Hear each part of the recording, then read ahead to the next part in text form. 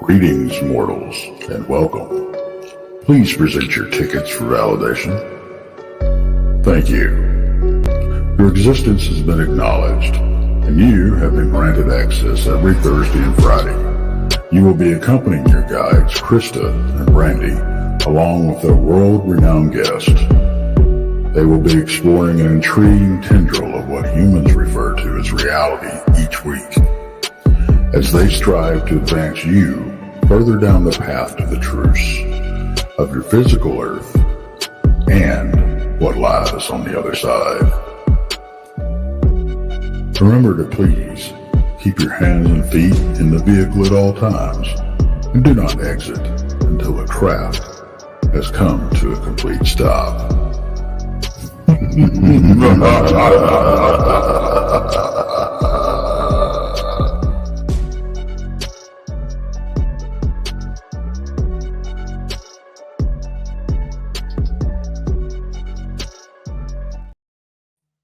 Hey everybody, welcome. Hello. Hi everybody. Happy Thursday. Yes, happy Thursday. Yeah, I actually rushed home tonight. I've been busy with work. We did an Easter thing today at work, and then my work does we do charity stuff, and my work has a farm. So we did a charity event this evening, and I'll tell you what, we did an Easter egg hunt with about 70 little kids. Wow. It's like herding cats. It was awful. So that's been my night. Well, my mom would always say, there's only two things that'll make a fool out of you, and that's kids and pets.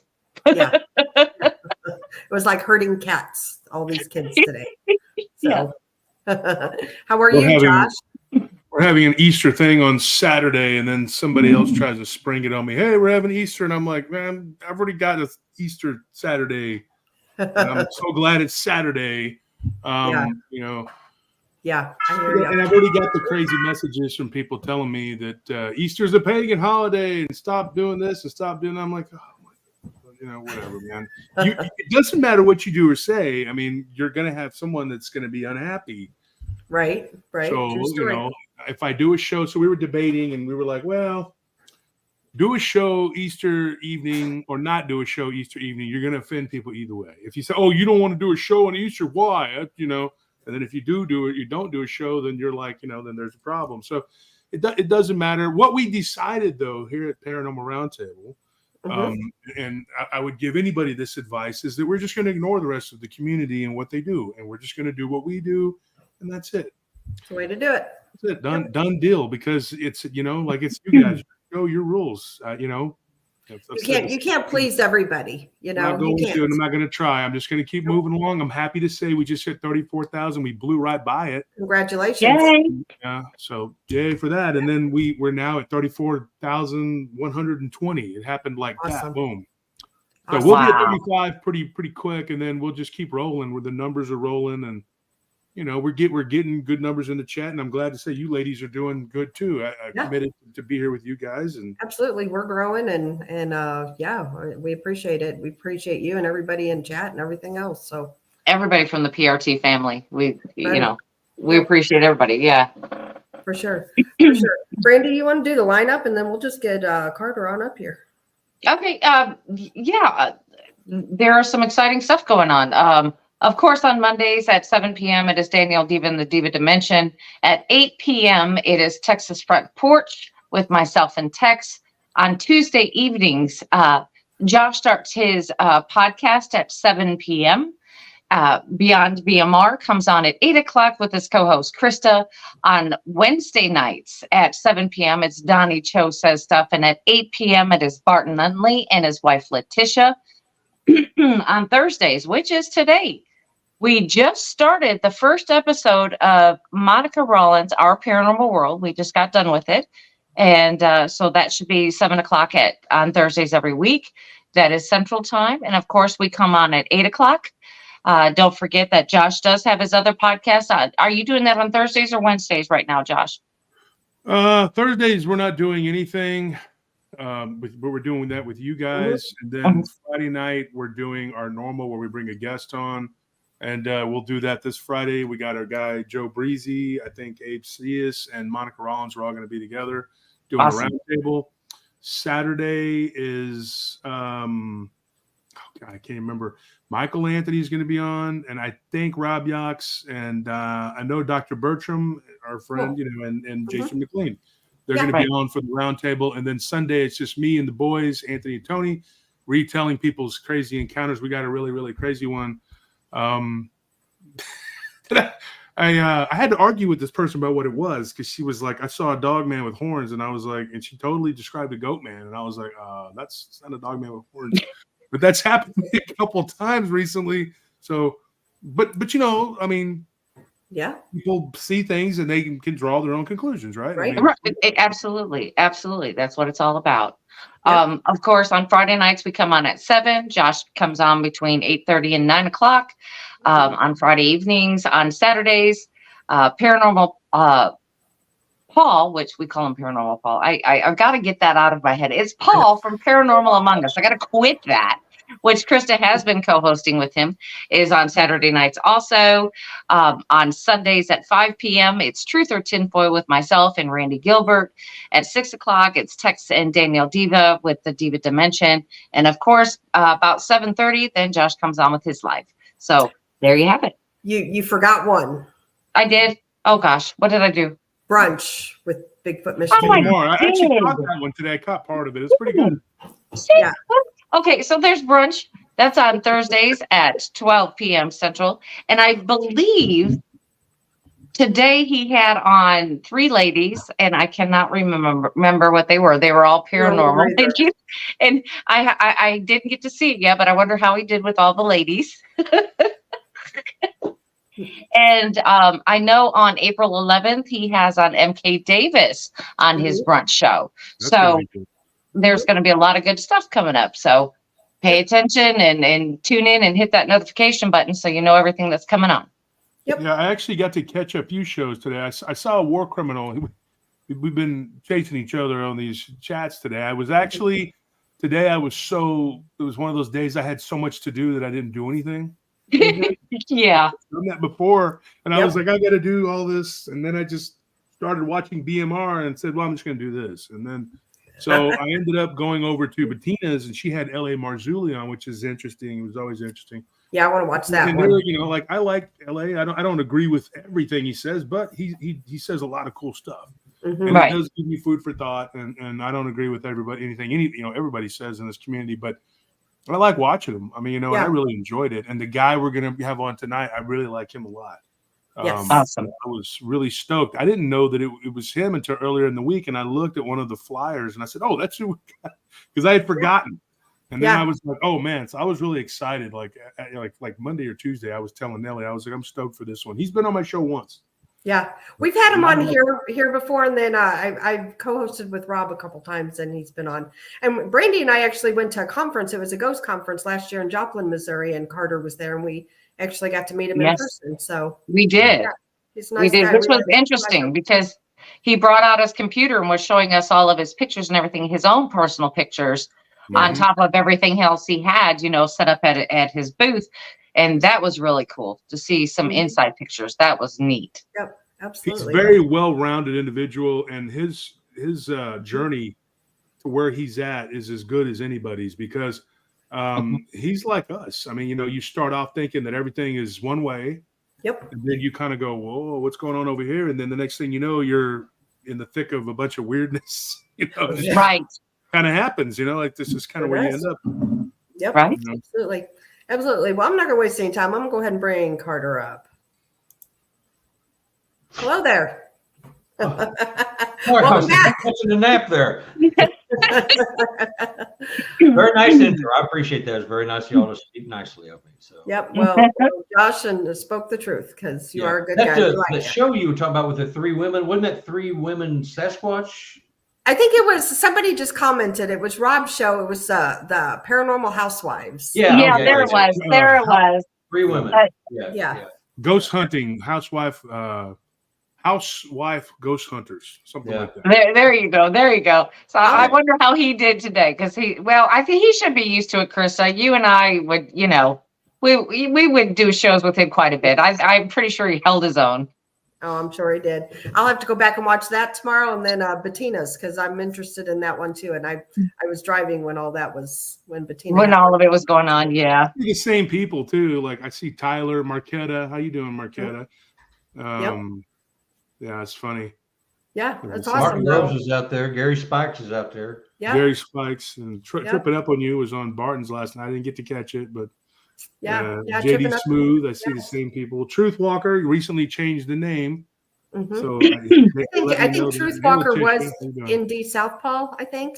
Yeah, he was Indy Southpaw, and he let me know, or they did. I don't know if it's male or female, but they let me know. And of course, Ristal, Werewolf is here.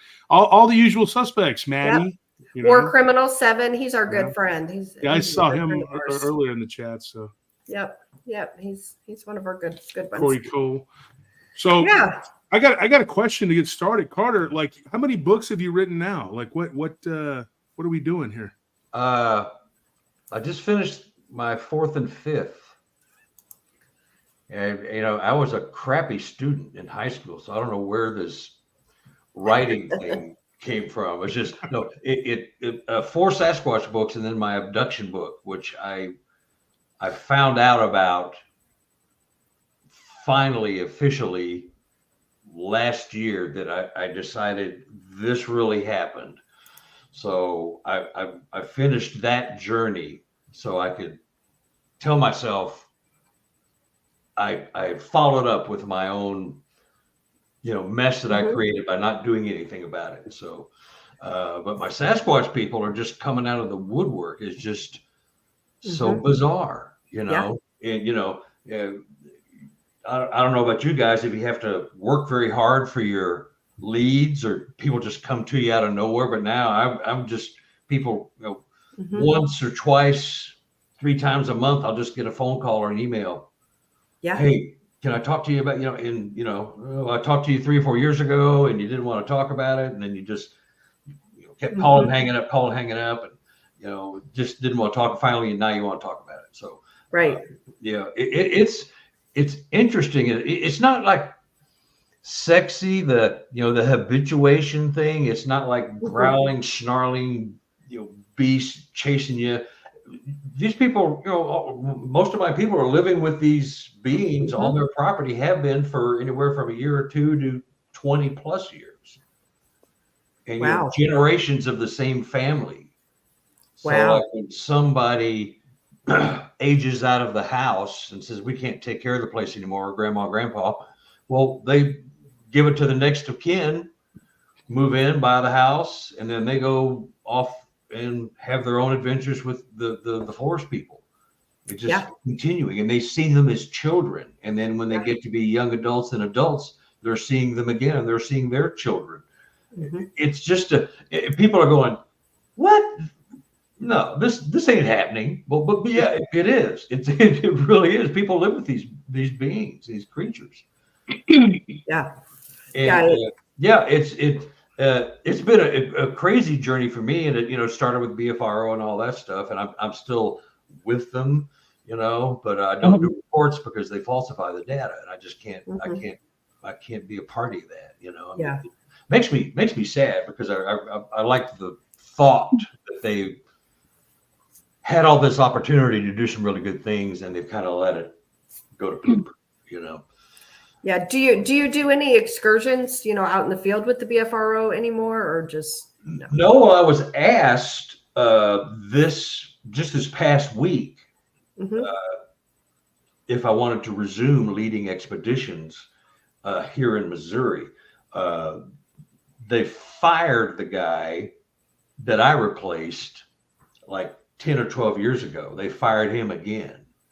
And for the last time, he's done. Well, didn't they put Mary Zybel in or something in Missouri? A woman? Yeah, I think there's a woman and a guy doing them now. I don't know either one of them. But there's been a huge turnover in BFRO anyway. Yeah. What makes you stay with them? Because as you said, that they falsify a lot of the reports. So what makes you still stay with them? it just takes that one report. Mhm. Yeah, I mean, literally. And some of the people that are now, loyal to me and will talk to me, Sure. and not anybody else, I met doing the reports. Yeah. And that's the only reason, because it's the largest database Mhm. in the world. But you don't know what's real and what's not, because they pick and choose. They add stuff, take it out, Sure. rearrange it. It's, the reports don't look anything like they did when I turned them in. Like they're completely different. Yeah. The dumb thing is that they publish them anyway.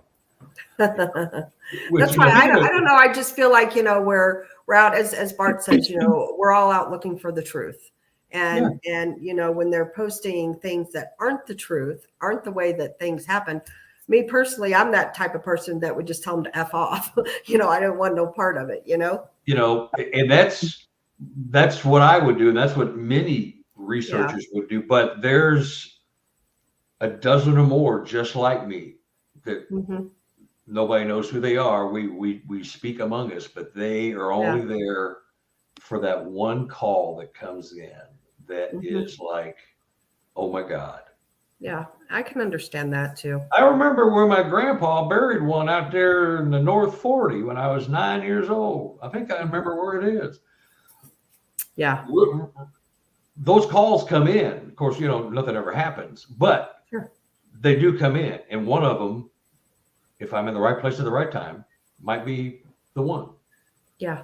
That's the only reason I'm still there. I mean, and I've got some friends there. Sure. And I'd lose, but I was offered the chance to do expeditions for them either here or in another state, Illinois. Yeah. And so I haven't decided. There's things I can't talk about here that would hinge on me doing it or not. And so, I love doing that because I love doing the research. I love scouting the area for great places to take people who are absolutely dying to get out and hopefully have an event. Of course, we tell them all, there's no guarantees. You paid your money to come on an expedition. I will take you to the right places where I've seen activity and I've had it before. I'll have it again, and maybe something will happen. But the last guy just didn't even take him out. He said, "We all just go out, come back and talk to me about what's going on tonight." Well, that's awful. What y'all did today, we'll talk about it at dinner. Wow. He didn't even get off his ass and take him out anywhere. He just told him to go, y'all go to the Four Corners and, just leave me here alone. He went and checked into a hotel, didn't even go camping with him. He stayed in the hotel while they all camped. It was just, geez, Yeah, that's crazy. That's crazy. So did you start out as a flesh and blood guy? Yeah, because the guys that brought me in to be a pharaoh were flesh and blood only. Yeah. And they were hostile and not really nice about if you had an open mind as to who and what they really are. Yeah. Hello, Carter. What are the two casts on the wall behind your left shoulder? My left shoulder, that's a handprint. Oh. It was taken here in Missouri by my partner, Brian Woods. We took that at a research area here in Kansas City area called Monkey Mountain. I wonder why they call it that. And the other one is the one next to that handprint there, right there. That one is a footprint taken at a research area of mine, private research area. They have a horse farm, and they're right across the street from Monkey Mountain. Literally, they're a mile away, just on the other side of I-70. And so, and the one over here, that's Patterson Gimlin, and that one there is Paul Freeman. Very cool. Very cool. Yeah. Good deal. So, Good deal. but yeah, so it's there's plenty of they're everywhere.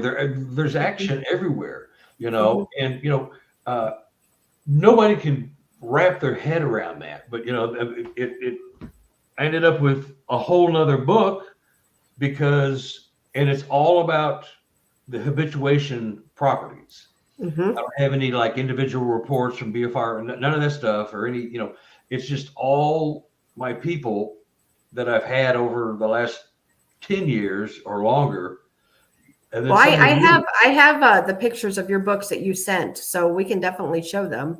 Okay, Mhm. yeah. For sure. So we'll start with this one here. That's the most recent. Most recent. Awesome.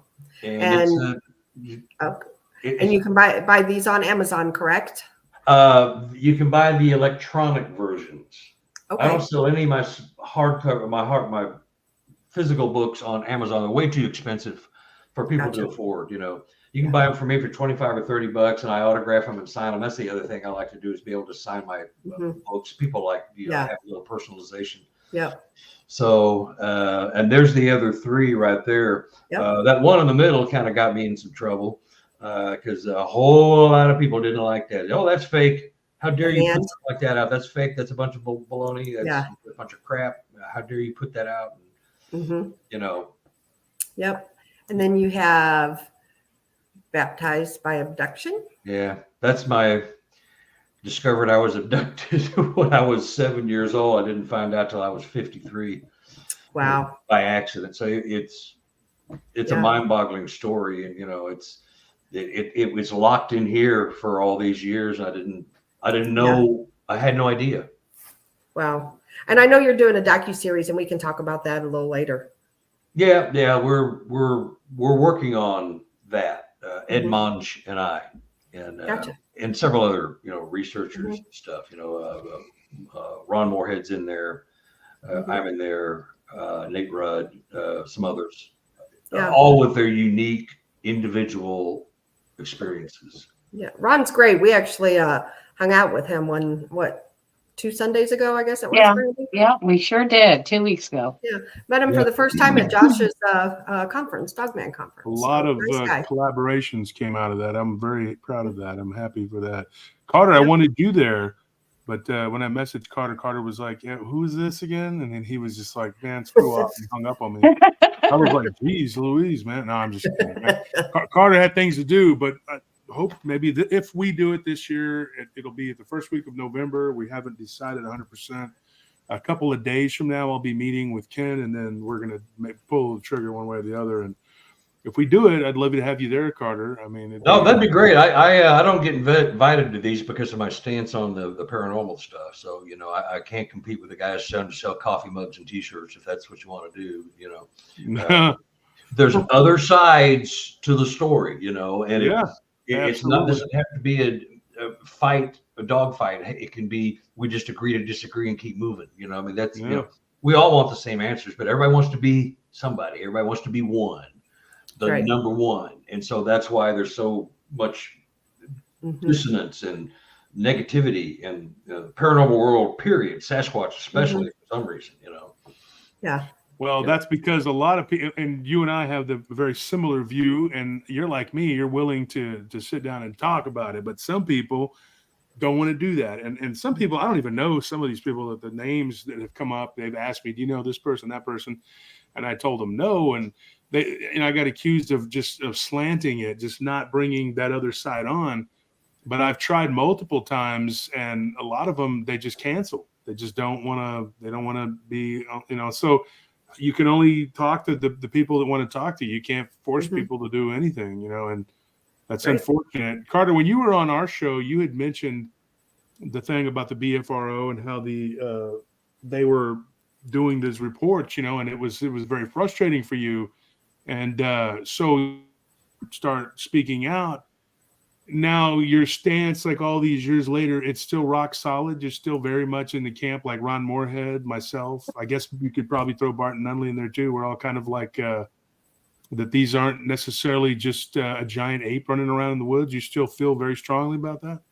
Oh yeah. No, I've had my personal paranormal quantum type things. I've had the telepathy. They speak to me. on occasion. My wife has been with me on one of my mental visions that they were putting in my head. I mean, she was there watching me freaking out, which was freaking her out. So, I mean, I've had people with me when some of these bizarre things are going on. And so, you know, you just can't deny, well, you can deny it, but you can just, you're foolish if you just go, what was that? What just happened? You know, and so when it happens and someone's sitting there watching it, they think you're acting a fool or trying to freak them out. And just nothing further from the truth. I was being shown my car as being somewhere where it could not possibly be. And my wife was watching this. I took her to my research area, one of my research areas in Ellington, Missouri. And she was freaked out initially, right off the bat. When she got there, I believe you. I want to go. I want to go back to the campsite. We don't need this. You know, I can't handle it. No, you just keep following, man. We'll go right down here to the end of this gully here and to the right. And that's where I saw my first one disappear. I want to and you're freaking out because you're feeling the vibe. They're here. I know they're here. I feel this all the time. You get the heebie-jeebies and your hair standing up on your back and your neck and all that stuff. So, you know, she was, no. I want to go back to the car. I'm going to go back to the car right now. And she's pointing up there. I said, look, my car is right. Wait a minute. My car was up there. Where's my car? And she's going, what do you mean? Where's your car? You're shining your light. I said, no, my car's gone. I'm shining the light where it was. Where'd it go? And so I just instinctively shine it to where we're going. And there's my car parked at the bottom of a ravine, which is impossible. I go, how'd my car get down there? And she's looking where I'm shining my light. Of course, there's nothing there. But, you know, I see my car. And I go back and forth with this about 10 or 15 minutes, and she's getting more and more pissed. And I'm seeing my car where it shouldn't be and couldn't be. And finally, you know, I took my wife there to prove a point to her. Of course, when you tell somebody, I'm going to show you, nothing ever happens. You know how that kind of shit works. Right. You know, and so when I took her there, I'll be darned if it didn't happen. And after a while, I went, you blankety blanks, you guys, Mr. Fancy researcher investigator guy, you're putting me in my place because I came here to put my wife in my place, and you're showing. And that's what they did. They were making me hallucinate, see my car somewhere where it wasn't. And it was back and forth. And so she's watching this, and it was clear as a bell. My car, how did my car? There's no possible way for it to get there. So I had a vision put into my head of my car. Wow. Being parked somewhere completely different. And she was freaking out because we're in their living room in the woods, the area they live in. When you go there, it's very active. You'll get the heebie-jeebies. I mean, I don't know anybody. I have not taken anybody there that hasn't gotten some kind of creeped out. You know, It's not just you're in the woods in the dark with some dirty old man. You know, you're just in the woods at night. And you're picking up their vibe because this is where they live. You know? If you saw this area in the day, there'd be structures. There's all kinds of stuff, twists and breaks, and it's all over the place. Wow. So anyway, so just something like that. If you know, and I saw one disappear when I was leading my first expedition for BFRO, and that is what took me from ape only. I went to the dark side, and I ain't coming back. There you go. Yeah. There you go. Hey, Gary. Yeah, that was creepy weird about the car. It was a good story. Yeah. My wife wasn't having any of it at the time, you know. Yeah. But so they showed me, and by virtue of them showing me, my wife is sitting there looking at what happens to you when you're manipulated up here. It was just, and they did that. And just snapped their fingers, and it was over. And there was my car where it should have been. Wow. I mean, it was just that easy for them to switch my brain on and off and see something else, just like the ETs when they take you on a craft. You know, they can make you see things, put screen memories in your head where you see things that you never saw before and know you didn't see, but you saw them anyway. And they just do that to obfuscate what's really going on, you know. You know, all the screen memories I had when I was a kid, you know. And so, that was the big divide with myself and the guys that were running the expeditions here in Missouri. You know, and I won't mention his name. He's just a buffoon. He's a joke. You know, he's just not. He's in it for fame and fortune and whatever he's getting out of it, because he's just not doing a good job. There's a job you got to do when you take people out into the woods, take their money, and want to show them some things. Right. You know. Yeah, you can't just tell them, you know, go out and come back and tell me what you find. Yeah, and that's what he did the last time. That's why he got fired. You know? Yeah, a lot of these people have never done anything like this, you know, so they don't know even where to begin or where to start. You know, they had no idea. He had no plan, no nothing. So, but anyhow, that's how I got started with BFRO, was with the ape only. And so, well, I guess that must make sense. I mean, I didn't know any better. I was fascinated. The first time I saw that Leonard Nimoy In Search Of with the Patterson, I was hooked. I was like a 10-year-old kid. I'm going, me too. Oh, that's real. Wow. Oh, I want that, you know. And so that's why I got into it. But these guys, and they were hateful and mean and almost threatening at times. You don't want to talk. There's no spooky pooky stuff. They're just apes only. They're just an undiscovered ape. You don't want to be talking about that paranormal stuff. There's no such thing. Right. You know, that's been the order of the day for a long time. Yeah. And unfortunately, you know, with Dogman, they were trying to follow suit with that, because when I first started getting into this and talking about my encounter, and I interviewed lots and lots of people who had also had encounters, and I got their stories. And whenever I was doing, you know, the making the rounds, you know, talking to people about their opinions on the Dogman, it was sort of split. There was a camp that was very, very highly, I wouldn't even call them aggressive. I would call them just downright nasty and mean, who were flesh and blood. And they wanted to say it was some sort of like evolutionary creature, which to me sounds even more ridiculous than the big giant monkey running around in the woods. And so I was very like, you know, like, well, I couldn't argue it. And maybe you understand this, Carter, but like I couldn't argue it from what I saw.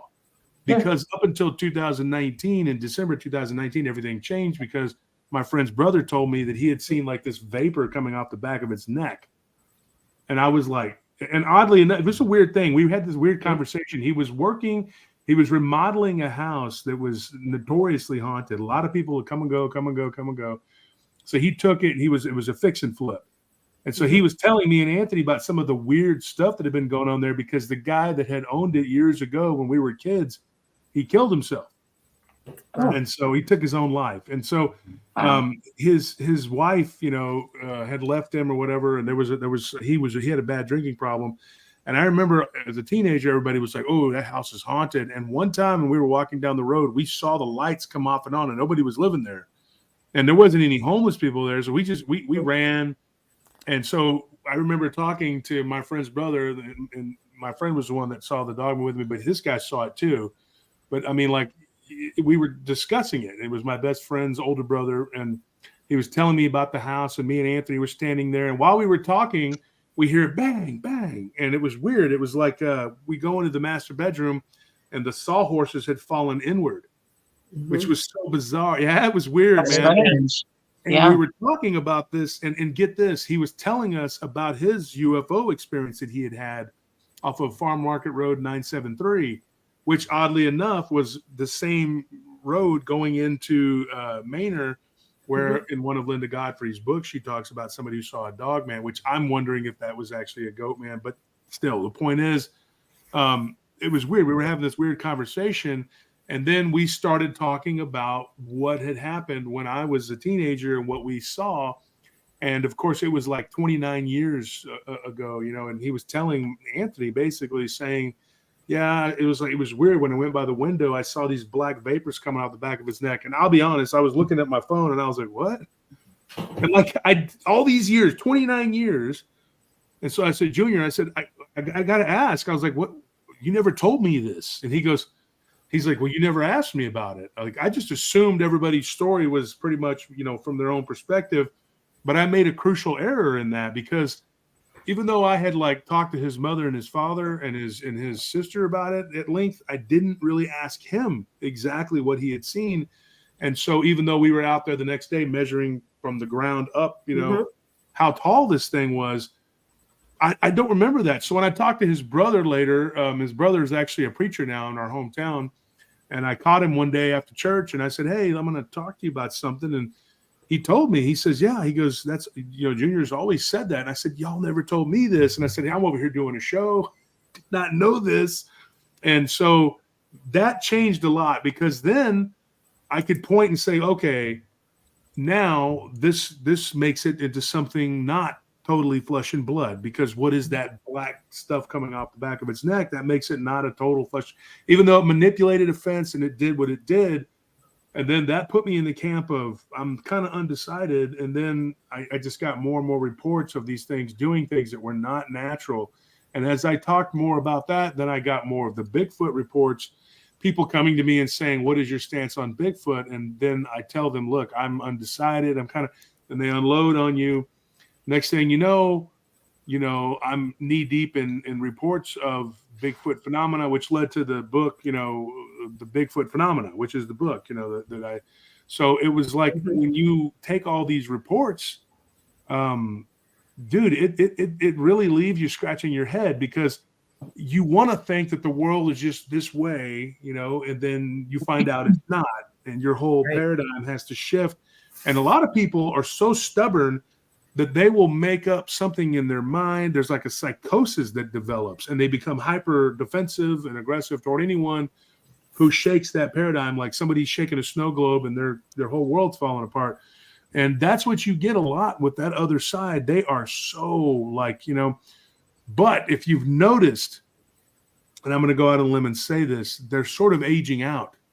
It's becoming to where that side is stored, and the new people coming up are accepting more and more that this phenomena is not something so cut and dry as let's run around the woods and look for a giant Gigantopithecus, because Gigantopithecus is not the answer to me. I do not believe that, and I've caught a lot of heat from the apers in the last couple of years, but now they've kind of quieted down because they know that I'm not going anywhere and we're only getting bigger. So I think they don't want to bring more people to me to hear the truth. And I really enjoyed when you came on, Carter, and my audience did too, because you said it. You were a person that was part of the BFRO. Like, I mean, if anybody knows, it's you were there. I mean, and you openly said, "Hey, these folks are on the up and up. They're doctoring reports. This is what's happening." We all kind of knew it, but to have you come out as a truther and say that was big. And it doesn't surprise me that you were an abductee, because like I said, when Barton and I did the Bigfoot project together, we were interviewing like a dozen people, and all but like 3 or 4 were abductees. And it was just so weird. The first 4 of them were abductees. And so you have this whole phenomena that goes around it that a lot of people want to pretend like is not happening, but it is happening, and you can't ignore it, man. I mean, it's people from all walks of life. I mean, are coming out, and I think it only answers so many questions. If you're ape only, you're limited to like a first grade primer. When you need to have the other 11 grades to finish your education. So you can just stick your head in the sand, and there's nothing wrong with being mistaken or being wrong, because we're all learning at the same time. When I joined BFRO, undiscovered ape running around North America. Hell, that's a great story. Let's go for it. Let's find it. Let's find a body. Let's and then it just, the more and more things I heard, because that's what happened to me was the reports, the people I was, I've had 100 reports published to BFRO. I've probably talked to 450, 500 people, at least, maybe more. not just through BFR, but otherwise. And they would tell the story that they called in about. Well, I saw, my wife and I were driving through Ouachita Forest, and we saw one run across the road. 50% of all Sasquatch sightings were road crossings. Okay, the other half are the ones you didn't hear about. And then after they would talk to me and say, well, we saw one, it was watching me while I was fishing, it freaked me out, but, blah, blah, blah, blah, blah. I hear the stories. Then they would say, after they tell the story, which was weird enough, now can I tell you something? I really got to tell you this, and you're probably not going to believe it. I'm going, well, you just talked to me about a creature that doesn't exist, and you've seen it twice. So you got something weird to tell me? Bring it. Let's see what you got. Right. And that's Exactly. when the morphing into another being, changing their vibrational frequency and disappearing right in front of you. Right. Things of that nature. Telepathy. Zapping with infrasound, all that kind of stuff. These people are coming out, and they were definitely afraid to hear about it because they've already been made fun of and ridiculed by their co-workers and family and their spouses. You don't know how many people are still sleeping on a couch 2 years later because you're not bringing that phony Bigfoot stuff into our bedroom. I ain't putting up with it. You drop that and come back to bed. So then they started telling me that's where the books came from. Of course, COVID hit and I was stuck. I didn't have anywhere to go because I was, stuck at home like everybody else. But that's where the books came from. I was trapped at home. Well, good thing I was, because I got these incredible tales and some of these photos. And that's what people are sitting on. And people are sitting on stuff that's a whole lot better than I got. And they're afraid to tell anybody. They don't want to be made fun of and ridiculed. And so they're just sitting on it, and who tears them up worse than anybody? Their loved ones, their spouse, their family, right? Because they can, you're not going to force me over this Sasquatch thing. I'm just going to, beat you over the head with it till you shut up about it. Oh yeah. Keep beating. Paranormal Among Us, Paul. He says, sounds like a new book, Bigfoot in the bedroom. There you go. Yeah, there you go. Bigfoot in the bedroom. Well, that's Oh, you posted it. Yeah. Yeah. Let me write this down here because that may be a new book. But yeah. Now it's part of our culture, and that's what's weakening the impact because it's like an icon. It's like Superman. It's an iconic thing we've known about for 50 years. We've all of us have grown up with it. And so it's almost a non-event. I talked to a producer for another show I better not mention. And they're going to be doing, they've been around, this show has been around for a decade, maybe a decade and a half. And they are now strongly wanting to do Sasquatch. And I sent her all my books and I sent her a lot of photos that I can't send to other people. And she's just going, everything's been done and it's been done so poorly. We got to have something that just blows people off their chairs or we're just not going to do it.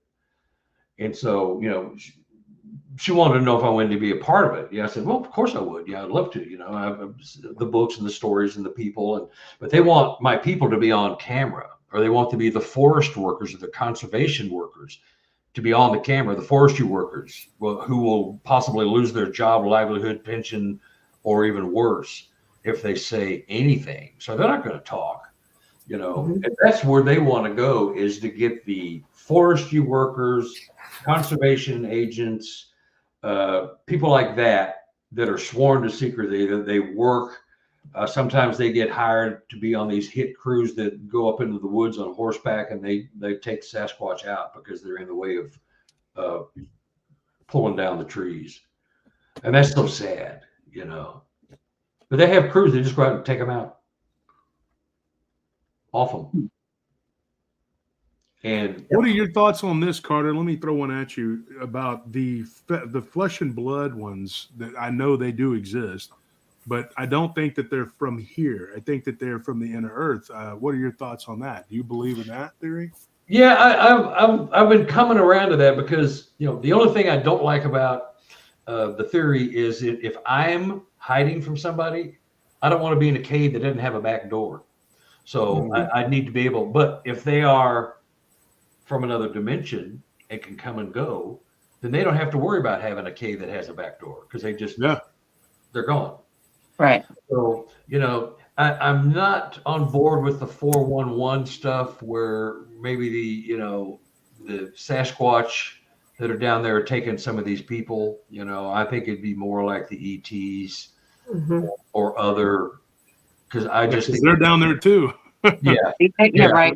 Yeah, and down at the bottom of the ocean, you know, the Mariana Trench and all that. I think 7 miles deep. We don't even know what's in the ocean. So, you know, the ET's got bases all over the world. You know, water is a big one. They usually do have them. Yeah, but more people see them over the water than anywhere else. People don't know that. But that's where they get power. There's electricity and power in the water. There's this whole mystery that surrounds these, and I don't know if you know about this, Carter, but I'm sure you do. You've been around, you know, but there's this whole mystery that surrounds like what happens to. They find boats all the time, ships, freighters, big ones with no crew, and they're like, "What happened to them?" And then they come up with some wild, well, you know, a giant wave, and then you know what? They all just went crazy and jumped in the water. You know, no, dude. I mean, like more and more people are coming out and saying that they're seeing these UFOs, you know, coming out of the water. Or floating around in the water and coming out. I mean, how hard would it be if you're out in the middle of nowhere and you're a Russian freighter or a Filipino freighter and there's no one around? I mean, you know, and they immobilize you and then take you. I mean, how is that such a hard thing to understand? I don't understand why people make it such a hard thing. They're like, oh, that could never be. And then some of the theories that people come up with to explain this stuff is more ridiculous than what is actually happening. And you're sitting there going like, okay, yeah, the mental gymnastics it takes to explain some of this stuff. I mean, I've had some people come up with some crazy stuff. I have a cousin who loves to mess with me on the holidays. He'll probably be there at Easter. Oh, Bigfoot, huh? Bigfoot. Look, I'm Bigfoot. He's making fun of Bigfoot all the time, blah, blah, blah. And a couple of years ago, his friend stopped making fun of Bigfoot because he saw one. And I said, and he's making fun of him. And I said, what does it take for you to actually believe that this could be real? And he goes, well, one would have to literally kidnap me. And so I said, okay, I'm hoping that one does. I'm tired of him, you know. I hate to do that, but I told him, I said, I hope something happens and you do, because you talk a lot of trash, and he's my cousin, so I'm not going to, you know, smack him around or whatever. Take him camping one night. Yeah. Yeah. The Devil's Backbone. I tried to get him to go to Devil's Backbone. He's like, well, I'm going to go out there if we're hunting. I said, well, you can bring your gun. I have a place you can go, but there's a lot of activity out there. But now here's the catch. Here's the rub. He does believe in ghosts. That's the weird thing. Like, he believes in ghosts. He's like, well, I don't want to go Devil's Backbone. It's full of ghosts. I'm like, yeah, there's a lot of ghosts out there. But I was like, Bigfoot comes and goes. I believe that it comes in and out of our dimension. And it could be something from the inner earth. I had somebody that not too long ago, I'm not going to get into this, but I'm going to talk about it on Sunday. We were doing a show. We were going to do a show. We still are. And it's Elves of the Inner Earth. But there was somebody who gave us a story about that. And this was a Chinese story. And then we had another person say, hey, in the Fujian province where I live, that's a very common thing. People get taken and they have this missing time. And they believe that they are transported to the inner earth. And multiple of these people have seen Bigfoot, like creatures that are interacting with them, kind of like trading with them, like they're neighbors or something. And then you go to these holy texts, you know, these religious books like the Vedas or the Quran, and they describe these creatures as being like neighbors to demons, to the jinn. Like they're like, here's the demons, the jinn, but then they have neighbors. Right. I mean, what is that? That's like a sub-nature thing. It's a weird thing. I mean, yeah. I don't know what your take on that is. I mean, well, the reason we think the way we think is from the day you come out of the birth canal, you probably heard me say this before, till the time you're 18 to 22, depending on if you go to a 2 or 4 year college or no college at all, you're told how the world is. You're told what to think. This can happen. This can't. This can never happen. This maybe can happen. There's no such thing as UFOs. There's no such thing as Sasquatch. Well, oh, wait, the government lied. There is UFOs. Okay, well, maybe there's UFOs, but maybe there's no Bigfoot. Let's go with that. So we're taught. And so if you see something, you immediately discount it because you've been taught, programmed by your education, your religious upbringing, peer pressure, anything, job, you're told how to perceive the world. And nobody argues because everybody else has been told, has been dumbed down.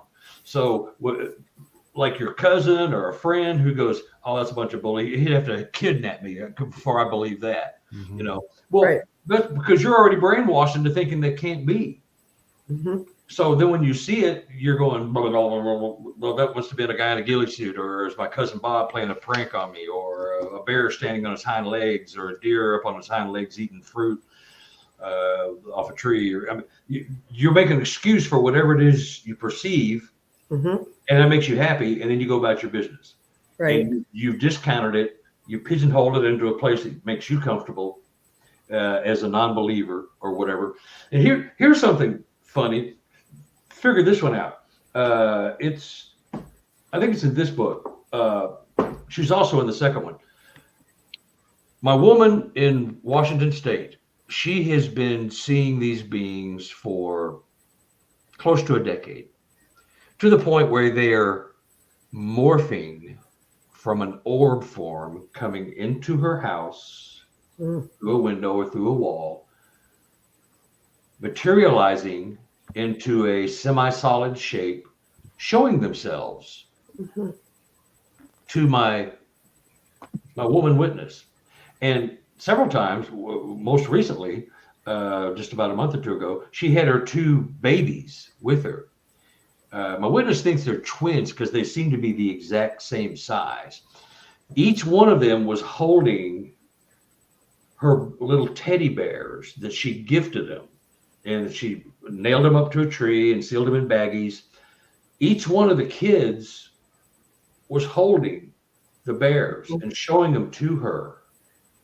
Wow. And she went out the next day to her gifting tree, and the bears were back in the bags, but they'd been switched, and one of them was in upside down. So they had gone, got the bears, came to visit her, and they had materialized from an orb form or energy form into a semi-solid being. Here's the deal. Her husband has been denying that he sees them or believes them. That's just a bunch of crap for as long as they've been married. Suddenly, about 2 years ago, he had knee surgery. So he's up at 3 o'clock in the morning watching TV, trying to go to sleep because he doesn't want to take pain pills because he doesn't like the way they make him feel. So he's trying to get sleepy, watching TV till he'll just pass out. Yeah. Sasquatch walks across his front yard, which is very well lit with a big floodlight. And he's been denying it forever. You're a crazy woman. I don't know what you're seeing. You're nuts. Whatever. You're just freaking out because I'm gone all the time, and you're scared to be here by yourself. Well, she's got, bigger kahunas than I do. So she's not scared, So he sees one, he admits that he saw it. Then they sleep in separate bedrooms often because he snores like crazy and she doesn't. So they sleep in separate bedrooms. So he's in his bedroom, which used to be their bedroom, and a Sasquatch. The room starts glowing, and same thing. This blue orb comes in, it morphs, and there's a Sasquatch kind of floating at the edge of the bed, kind of like Aladdin, and he sees it. He goes, "Oh, that didn't happen." Still in denial. Yeah. Yeah, right. He's You're right, Chris, believing that denial. the physical, the flesh and blood, what he saw. Now, they have a adult son, 50 years old, that lives with him. He's on the spectrum. His entire life he's lived with him. He's just unable to function in society. But he's a great kid, great man. He's 50. He's 49 or 50 now, and he's been gifted. She thinks he sees them more often, and he just doesn't talk about it because he doesn't know if he's going to get in trouble, which he's never gotten in trouble. But if you're on the spectrum, your emotions are all over the place. Yeah. Our granddaughter's 7, and she is all over the place sometimes. She's having bad days. You just deal with it. So, but there's a classic example of a guy who saw one physically walk across the yard.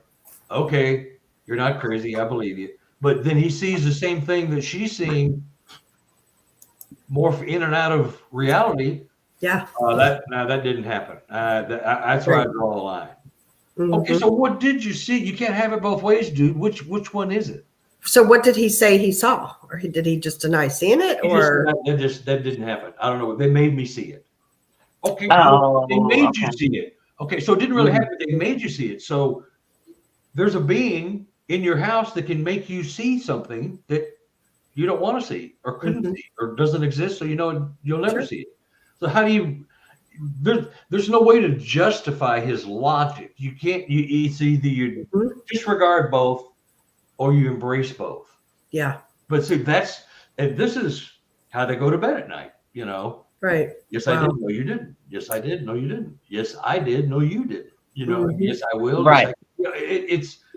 But how do you have that argument? I mean, it sounds as stupid to her as it sounded to all three of you as I'm telling you the story. He believes one, but he won't believe the other. The willful ignorance, man, that it takes. Yeah, and it's just, it's bliss, and that's my point is the way you're brought up. And this is a military guy. I mean, he was a Marine. He served, many tours, and they think their son may have been a product of Agent Orange, and that's why he is on the spectrum. They can't prove it. They're pretty sure it is what it is, but they've tried working with the government. That ain't going to happen. So, but anyway, what do you do with that kind of logic? And that's what we're all for against when we're dealing with people who are on the fence, don't want to believe, they're adamant, or I want to believe, but I really need something really positive to show me this is real because I want to believe it, but it's not coming to me. Or I don't believe it no matter what you tell me, Yeah. And so that's why we're all over the place with researchers, Well, maybe, I postulate on that a while. That might be okay. But, no, not that. So so that's where we're at. It's just it's in a big traffic jam. Right. Absolutely. You talked about the one like morphine in the room and stuff with them. Brandy and I were at a Bigfoot excursion mid-September last year.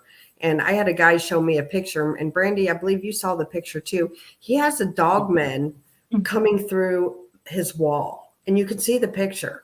Yes. And it looks like a dogman coming through his wall, and Brandy and I started out in the paranormal, so we're all about debunking. Yes. Much like that. Yes. Yeah. And all his metadata checked out. So the picture was not altered in any way. It definitely looked like a dogman coming through the wall. Yeah. And I don't know how to explain it. Yeah. This one was, wow. Let me see if I can make you bigger. I could probably send it to you on the link. Yeah, Carter, she's just gonna make it bigger. Books, Carter, when you were on the show afterwards, you had mailed me some of your books, and I which one is this? I think I got this. That is in this book. Okay, yeah, we got those. Oh yeah, let's see. I'll get it here. Hawk, thank you for that donation. Thank you, Hawk. Wow. Okay. Can everybody see it now that I put them in solo layout? Wow. I see it. Yeah. Absolutely. And so the story with this, I was scouting for an expedition for BFRO in Illinois, 2019. Oh. And Figure out. what I always do is go to the little mom and pop restaurants in a little small town, Murfreesboro. And you walk in there, of course, it's one of those things where everybody turns around and looks at the see the slicker walking in, and they don't know you, and you feel like, well, am I undressed? Or, they're just, you're an outsider. So I go in there and start going, hey, I'm looking to do a little research around here. I'm looking for a good place to maybe see a Sasquatch or something. Anybody got any ideas where we could go? Well, you don't want to go down to this area because there's weird stuff going on at night. You don't want to go down there. There's not a guy in town that'll go there after dark. Nobody will go anywhere near that place. It's too creepy and too weird. Well, That's where I want to go. you gave me a gold-plated invitation. Right. So that's where I went. Well, it ended up being the Trail of Tears, where many Native Americans died. 94 Native Americans died in this one spot I took my expedition to. They froze to death waiting for the wagons and stuff to take them across the Mississippi River, which is just up the road from where I was. So they told me also that there's a guy that thinks he's having Sasquatch problems at his house, and you might could go by and talk to him. And that's where this Dogman pictures came up. Wow. It wasn't a Sasquatch. And this Dogman, if it's a Dogman, this picture that I have is a picture of a picture. I had to take a picture of the Pancho Zorch. Yeah, Trail of Tears. Yeah. I was just about to say that he mentioned. Yeah, this was in Murfreesboro. Very, very sad, but a lot of bad vibes there. So anyway, I was told to go talk to this guy, and they called him and told him I was coming. I got directions, and we went out there to his house. Deeply, deeply religious. I mean, off the charts. His wife would not even talk to us. It's me and three other guys, Harold, Chris, and Brian, my Sasquatch partner here, and Harold Benny's my Sasquatch partner in Illinois. I've got one almost in every state. So we're looking at this photo, and I'm trying to figure it out. His daughter, her bedroom was right outside this tree. There's an old locust tree, and this Dogman, Sasquatch, whatever it was attacking this tree at night. It would just be clawing on it. There's claw marks all over it and branches falling down. And it was right outside his daughter's, who still lived at home. She was 18 at the time, about to go off to college. And so it was bugging her, creeping her out, and she was kind of pissed. So I'm going to wait. I'm going to get my camera. I'm going to wait. And if it happens again, I'm going to run out and get a picture. I mean, stupidly naive, this being, if it's, a Dogman or a Sasquatch or anything, Mothman, whatever, Goatman, pale white, whatever it is, have you for lunch and you're done, Right. But she wasn't worried about that. She was ticked off because it was waking her up and stuff. So she heard the ruckus. She runs outside, and she saw it, and then it disappeared. And then as she got closer to the tree, it reappeared. It was rematerializing. And when it rematerialized, it got its hand or an arm or a paw or whatever caught in the strap on her camera, and it jerked it just enough to make the pictures not real clear. Right. So that's what they got. But they watched it morph into a solid form. And you can clearly see shoulders. And a head that's not, it's got this real bulbous thing. It looks like it's deformed. And I think it's in the process of morphing, that's what I was told. So when she got the picture, when they got the picture back, they went, oh my God, that's pure evil. Because they're all deeply religious. She moved out of the house, never came back. Still not to this day, has not. And they threw the camera in a drawer and just forgot about it. Said, we're not going to mess with this anymore. They forgot they had it. So 3 or 4 years later, after she's still gone, they cleaning out the house and they find the camera, and it had film. It wasn't a digital camera. It was a film camera. It still had the canister. So they took it to Walmart, got it developed, and they brought that photo home. Mhm. And so I had to take the picture because they're not technically adept people, bless their heart. They just live out in the country. They don't care about that stuff. So that's where I got that, so I've only in the last 2 or 3 years started getting Dogman reports. I have no doubt they're here. Mhm. I'm just not getting reports because they're so clearly, obviously Sasquatch, at least to my people. Now, if you see the dark, Mhm. you don't know what you're looking at, because I've seen a lot of big hulking shapes, Right. humanoid with no neck and just big muscular body. You don't know what you're looking at when you see it at night. I mean, you Mhm. don't know. Mhm. You Can't don't. get the light on. So it could be Dogman, could be Mothman, could be anything. Sure.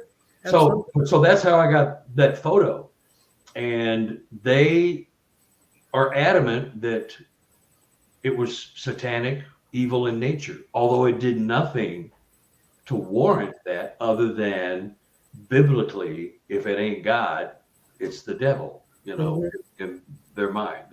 There's no middle ground for them, these people. I want to say something about, because there's a lot to unwrap here.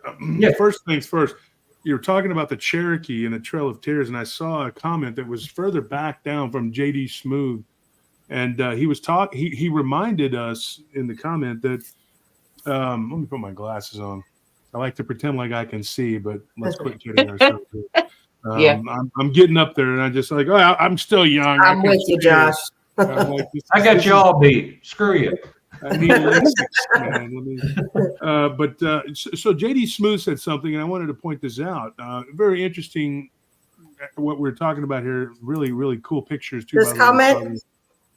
No. He said something about the little people, and he was talking about the Cherokee and how they were on the reservation. And he answered.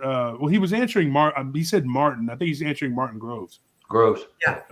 But he answered. I don't know if Martin is, and him and JD, if y'all are in the chat, say hi or whatever. Because I wanted to ask you guys. Basically like that. There's stories about these little people in every culture, and they always tend to come from the inner earth. We were talking about that, and I know that and I was talking about this on the show the other night. I can't remember which show, what we were talking about, but they do shapeshift. Like they shapeshift too, and they can even look like, a Bigfoot or a Dogman type creature. What's interesting about Martin, and like I said, I don't know if he's still in the chat, but Martin, when he first started talking about this, at least when I first heard him, the first time I heard him was at the first conference out in the LBL, and Martin was brought to the show by Barton Nunnelly, or brought to the conference. Sorry, I'm so confused. Mm-hmm. He brought him to the conference, and he told his story, and his story was very interesting because he saw a Bigfoot and a Dogman like interacting, which is very rare, but not unheard of. Right. Now, I've actually covered reports of people who have seen like little people, or as we say in Spanish, duendes, and they'll be in their house. And then they'll see this like werewolf-looking creature outside. And there was one report in particular that me and Anthony and Tony had gone over on the show, and it was crazy. It was like there was like a little person, little being or something, as we call it, a duende, that they were seeing. But then it also morphed into like this wolf-like creature, and it was inside. And then at one point, it even looked like it was like there was like this residue or something that had melted off of it, like you would think of like an ectoplasm, like in hauntings, right? But like it was hardened, and they said that it was hard, almost like wax, which was bizarre. It was a very bizarre thing, but not unheard of. And then you get people who will see Bigfoot and Dogman at the same time, in the same vicinity. And so I don't know if what's his name, JD Smooth is still in the chat, but he had said something about the little people, and I just saw him like answering yes, Martin. So that's why I said the comment. But what's weird is that we're talking about the Cherokee, the Trail of Tears, and somebody had mentioned that they, who was it? Let me look. It was Pancho Zorch said that he had his encounter. Yeah. In Greenville, Missouri. In Greenville. So you have this connection there, with the and so I had Yahola Tiger on the show What was it? Man, time runs so fast right now. Either last week or maybe it was, I don't know, last weekend. But he was on the show, and he's from War Cry podcast, and he's Cherokee. He's from Oklahoma, and he was talking about the little people and how they scare him like more than the other thing because they can do all these different things. And like I said before, I stand by this. I think that they can shapeshift and they can become different things. And I think that they are pretty scary because it's real easy to offend them, you know? Yeah. It was Monica Rollins. That's who it was. I interviewed her on Tuesday night, the second show we did, the night show. And Monica was talking, we were talking about the little people, and that's what it was. And so, yeah, they're it's a scary thing because you don't know. She's like talking about how mean they are, how evil they can be, and you can offend them very easily. And the natives, they live in fear of these things. Still to this day, when you talk to somebody, they'll tell you that that's one of the scary things is like, because they know that they can abduct you and they'll trick you. They're tricksters, and you could end up in their world. And the scary, scary, scary thing about it is if you end up in their world, you're not treated kindly. There's really only two outcomes. It's like you were eaten, you know, or you become a slave. And so it's a horrific thing, especially if you're a native. That's kind of the belief that that's what you're dealing with. And so I think that they can do all kinds of things. And I'm not real sure. I remember Martin's encounter involved like a door, like a metal door. You can hear that opening. Yep. Which I wondered about that because a lot of times with little people encounters, the same thing happens. People will hear what sounds like a slamming of a door, a metal door opening or closing, and then there's this encounter. Is that we actually have a at the LBL, Brandy and I, it was broad daylight. We were doing an EVP session, and twice we got a metal door opening and closing. Yes, we sure did. Yeah. See, and JD Smooth just showed up. He said, yeah, I definitely have friends that are scared to death of them.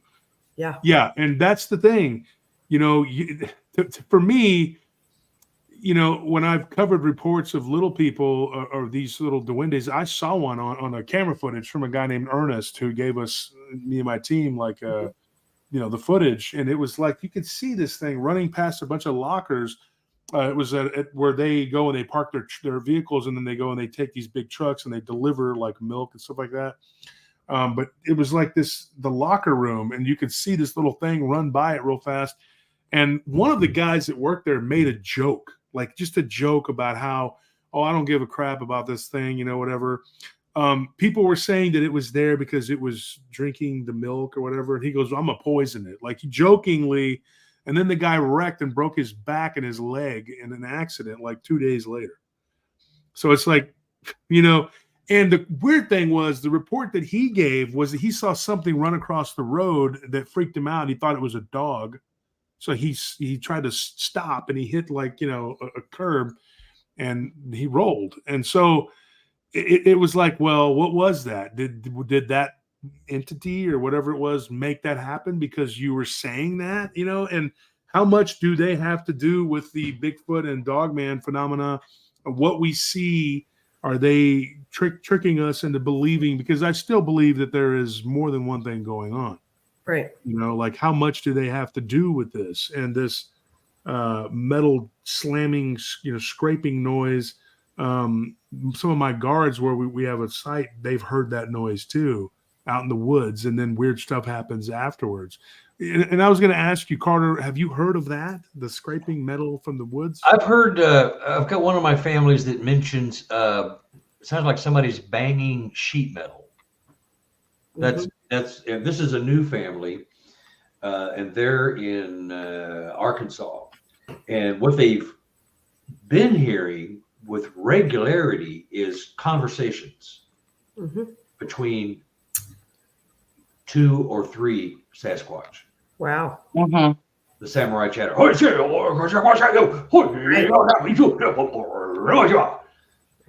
know, and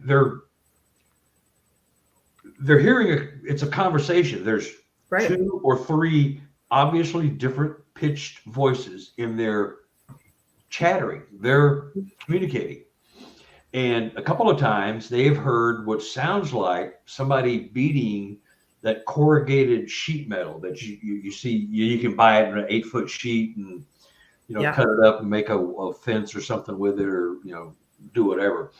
But it sounds like that. And they've mentioned it, and one other family's mentioned it a couple of times. And they really can't come up with a reason that makes sense. Like there's no deserted house with parts of the house hanging, a window shutter or something flapping and banging on the door, the wall, or metal building or something. There's nothing like that. So it's out of place, Yeah. And so, but I've only heard that a few times. But my people tend to stay on their property, and they're so very happy with just interacting with Sasquatch and experiencing them. I won't say interacting all the time, but experiencing them, hearing them. I've sat on the front porch with them and heard my name called back to me at night in my exact that exact voice. I mean, they called me back because I did a call. I haven't been on Art Bell's show, so I didn't do the Samurai Chatter. I've done it several times. I did it at the Trail of Tears during that expedition, and that forest exploded. Then it got dead quiet when I did that. And they weren't, that was the weird part. They were letting us know they were there. They were throwing little sticks and twigs and bouncing them off my head and everybody else. And they were like, we were at 11 o'clock at night and they're throwing stuff, acorns, little pebbles and stuff. And so, but my people have heard that sound, and there's nothing that they can attribute it to. Say it is, right. That's not the old Jones place down there where there's shutters and old windmill banging against an old barn. There's nothing like that. It's just one of those weird sounds.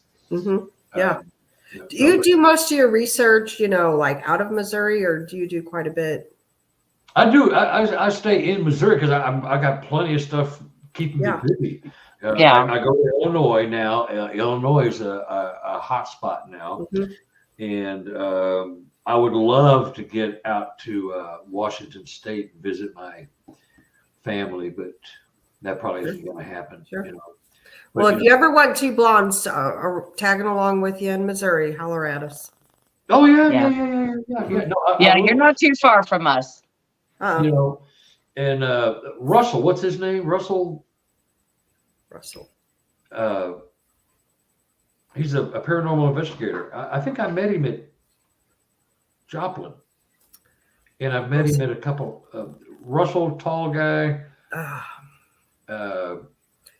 You're thinking of Aaron, I think. No, I'm thinking his name's Russell. I don't know Russell. I don't remember Russell.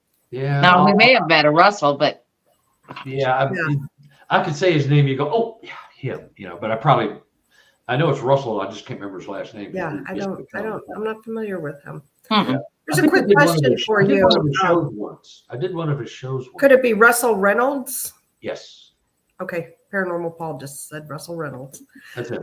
Real quick, you have a question here. Bernard Fox asked if there are any reports from Montgomery County or Gasconade County in Missouri. Boy, I tell you what, if you go to bfro.net and look up Missouri and then the counties, you'll find whatever reports they have. If they've got them in that particular county, they'll be on there. Yeah. And I will tell you, I have looked it up for Gasconade County. I lived there at one time, and there are several. Yeah. And the problem with BFRO, and this isn't trashing them, but they only have so much room on their servers. So they only have so much, money to go around to update and upgrade the servers. So there's only room for so many reports. So the older ones are probably getting pushed to the back, and some of the newer ones are coming up. So you'll see a scarcity of reports. There's not nearly what there used to be, because I think the ranks have thinned, and people aren't reporting them like they used to, because they're getting out and doing it, experiencing it for themselves. Right. But I would go to bfro.net, look up any state you're in. I don't care where you're at. If you're in Nebraska, if you're in New Jersey, you're in New Brunswick, Canada, wherever you are, look up your state, your city, and the county. And if there's reports, they can go back 20, 30 years, but there should be some in there. Right. Gotcha. Yeah. What do you, kind of change subject here a little bit. What do you guys, you've been hearing a lot of talk about this eclipse coming up. Carter, Josh, what are your guys' thoughts on that? Both of you. I'd like to hear both of you. What was it again? About the upcoming eclipse. Do you think it's just a normal random thing, or do you think something? Or do you think this could be like a major paranormal event? This is what, I can tell you this. Everybody's losing their damn mind and going crazy here in Austin because, well, the end of days is here, obviously, and they want extra security. And I'm like, look, every one of our accounts, they want extra security. Mm-hmm. And I'm like, there's like 14 major accounts. One of them is 7 guards. I'm like, how are we supposed to do that? Luckily that one hasn't said anything yet, but I'm thinking if they do, we're in trouble because I don't have enough people, because they're convinced that there's going to be some sort of like, and it's not that they think that there's going to be something, but everybody's freaking out. And so we were told that to go and stock up on food and water and whatever, because everybody's going to clear the shelves. They're already doing it, clearing out the shelves and freaking out and everything. So it's like we have to go out and do that because everybody's going out and doing that. So that's that right there. I can just say 100% that's happening. Is the goofiness is just already taken hold. Yeah, it's like Y2K. It's like Y2K. The year 2000. Yes. Everything, I think we had more chance of something happening at Y2K because it was tied to our computer and electronics and our communications data. The computers aren't going to be able to speak because, they won't be able to communicate because we didn't put, there's no brains in there past the year 2000. So what are we going to do? It's all over. Oh my God, the Chicken Little, everyone's running for cover. Yeah, Marquita says it could just be a distraction, and she's right. It could be. Yeah. Oh, it is. Yeah. Look at this UFO. Look at this Tic Tac video over here. While you're looking at this, Jeffrey Epstein gets away. I mean, it's always a distraction. There's always something else going on. They threw us a bone with that Tic Tac video, and we've seen nothing else. Tic Tac. Other than it's coming. Right. Well, bring it. Let's see it. So, but they told us the big reveal on the UFOs with the Tic Tacs. They threw us that bone. We hadn't seen nothing since. That's true. Promises of things, right? Nothing. So they shut us up for a while. It's going to be the same with Bigfoot, but I think it's going to be worse because I think there's something monumentally tying us to the Sasquatch people that they don't want us to know or they don't want to admit. Because if it was a dumb ape, if the whole dumb ape theory is a government thing, what's the big deal if it's a dumb ape? Okay, we missed one. So there's a chimp that got into some feed and grew to astronomical size, and now he's running amok and breeding. And so, well, that doesn't make sense. That's stupid. That sounds even more stupid than it came out of a UFO. Here's a good one. You familiar with the Pork and Beans show? Yeah. He used to be a listener of mine. I don't know if he's still Canada. They come out of Canada. Yeah. Michael Harrell, who's part of the Pork and Beans, when he got out of college, he and a bunch of other graduates, this was like a thesis to get their degree or whatever. They had to find alien abductees who had been awake the entire time they were taken. From the moment they were taken, they were awake when they were taken out of their bed, floated up to the craft or taken physically or however they got there. You had to be awake the whole time. Mm-hmm. And the study by several colleges, and it was worldwide. I mean, Finland, Russia, Britain, US, everywhere, Australia, anything. Interviewed about 2,000 people, and they asked them, what creatures did you see on the craft interacting with other people while you were being abducted? The grays, the tall grays, the Nordic whites, Sasquatch was one of the top 5 answers of beings on the craft with the grays and other ETs, mingling, like they were working. They had jobs to do. They were doing things. They weren't just there. You know, my first thought was, of course it'd be a Sasquatch on there because they're getting abducted and taken up and have tests done on them and they drop them back down, just like they do with cattle and other animals. But no, these were actually Sasquatch that were interacting and interesting helping. Yeah, it's called what is it called? There's a I'll think of it here in a minute, but there's the paper was basically, I can't think of the name of it, but it's really intriguing. And they did a study with Sasquatch. These people from all over the world are seeing Sasquatch on spacecraft, like they belong there. Wow. So, you know, I mean, it's just. Was it just Sasquatch, or was like Dogman or anything else? The 5 most were like all the known aliens, you know, the tall Nordics, the very ultra tall, like 10, 11, 12 feet tall, you know, humanoid, but just very tall, white Nordic, you know, very European, Finnish looking type people, but just very, very tall and slender. Then there's the tall grays, which are about the 6 foot tall, which is one of the ones that redid my implant in my nose, I come to find out. And then there's the little short grays, which are the little drones. They're really robots, you know. That's their clones. Yeah, they're just the little gophers, you know. Biological robots. Yeah. So, gosh, I wish I could remember that name of that document, but it's really cool. And he had a list of 40, list of commonalities is what it was called. The list of commonalities. And it had all the things that they saw on the craft that everybody else agreed they saw as well. And that they're all awake the whole time they were taken. You know, whether you were having experiments done on you, or whether you're being impregnated or having a fetus taken out of you to be put in the vats, send you back home and go back to sleep. And, you know, your little baby grows up in a tube and is living on Uranus somewhere. So I know. Go ahead. Go ahead. I'm sorry. I was just going to say it's the, but it was an interesting study. But it was like from all over the world that these people that were on craft were mentioning Sasquatch. Yeah. And most of the known alien races, you know. Wow. That's interesting.